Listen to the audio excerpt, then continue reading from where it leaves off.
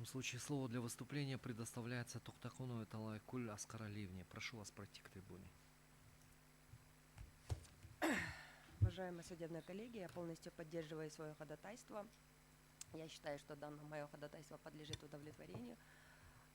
Полностью останавливаться я не буду. На самом деле основанием для обращения мною в Конституционный суд послужило то обстоятельство, которое возникло в ходе судебного разбирательства по защите, по обвинению гражданина Российской Федерации Дуплищева Вячеслава, который сейчас находится в Бишкекском городском суде на стадии апелляционного рассмотрения уголовного дела.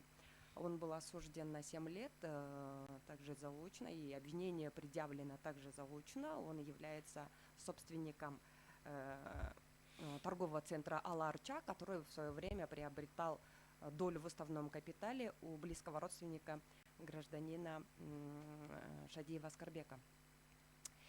И в суде первой инстанции я вступила вообще в защиту интересов Дуплищева только в апелляционной инстанции.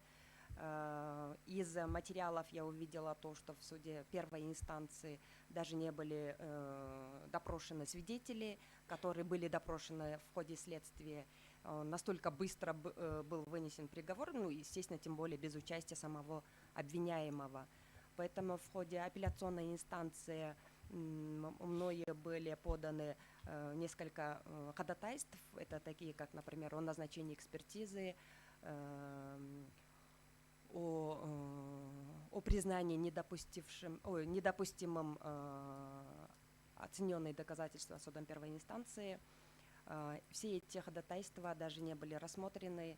И, естественно, как суд принимает решение, что согласно оспариваемой мною нормой подлежит пересмотру в кассационном порядке вместе с приговором суда.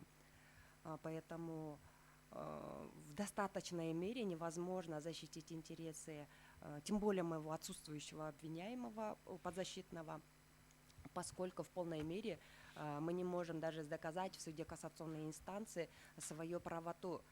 Тем более мы прекрасно знаем, что согласно Конституции и нормам уголовно-процессуального права бремя доказывания лежит именно на обвинителя, но в данном случае эта статья касается именно отмывания денег и незаконного обогащения, и приходится в любом случае рассматривать как с учетом, то есть как будто бы это гражданское судопроизводство нужно будет доказывать, несмотря на то, что сейчас не нужно это доказывать с учетом новой редакции Уголовного кодекса, но приходится доказывать. Например, я просто хочу сказать, что данный объект был оценен в размере $8 миллионов. Когда он приобретает не недвижимость, а он приобретал долю в уставном капитале. Оценка производилась по истечении 8 месяцев после приобретения этой доли. Но сторона обвинения оценивает саму недвижимость, которая на тот момент она строилась. Когда приобреталась, она была в размере 20% готовности. По истечении этих 6-8 месяцев она почти была около 8% готовности, 80% готовности.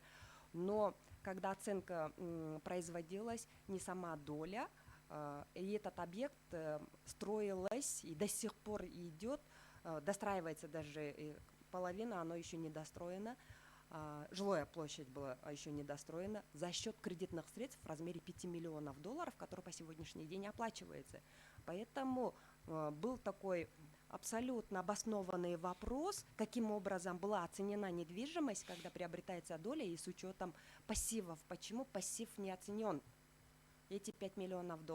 Я поэтому, это пример, я подавала ходатайство о назначении экспертизы, оценивать по состоянию уже на момент приобретения доли, а не после истечения 8 месяцев, потому что мы даже не строитель, мы понимаем, что эта недвижимость будет меняться после строительства.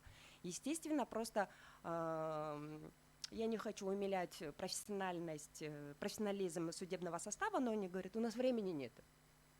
Время. У нас, говорят, 2 месяца срок, надо быстро закончить. Поэтому и мы не можем даже в полной мере обосновать и оспаривать в кассационном порядке. Но с учетом того, что если мы даже после вынесения приговора оспорен Верховный суд в кассационном порядке, вы прекрасно знаете, согласно нормам Уголовно-процессуального кодекса, Верховный суд оценивает правильность применения норм материального права и правильность применения норм процессуального права. Если даже учитывать то обстоятельство, что как судьи обосновывают, что время, допустим, если даже Верховный суд потом отменит определение принятое, но оно в любом случае же пойдет обратно на суд уже, ну, в зависимости в апелляционную инстанцию или в первую инстанцию, время все равно столько же уйдет. Но в данном случае самое главное, нарушается именно принцип защиты законных прав и интересов подсудимого. У вас все? Да.